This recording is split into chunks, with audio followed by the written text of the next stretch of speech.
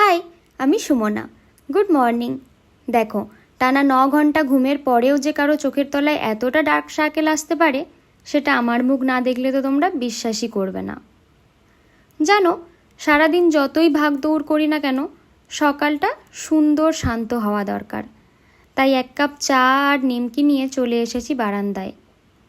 আজ টানা 3 দিন বৃষ্টির পর সুন্দর ঝলমলে রোদ।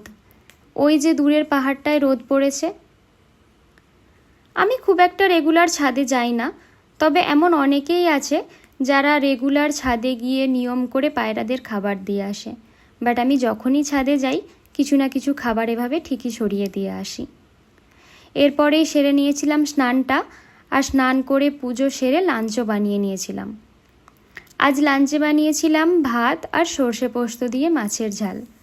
সর্ষে পোস্ত দিয়ে মাছের ঝালটা তো কোনো ইউনিক রেসিপি নয়ই, সবার বাড়িতেই কম বেশি হয়ে থাকে। আমার বাড়িতে আবার স্পেশালি আম, আমড়া বা কোনো টক জাতীয় জিনিস দিয়ে বেশি হয়, সেটা আরও বেশি টেস্টি মনে হয়। তবে এখানে তো আর সে উপায়টা নেই, তাই নর্মালি আমি সর্ষে পোস্ত দিয়ে মাছ বানিয়েছিলাম।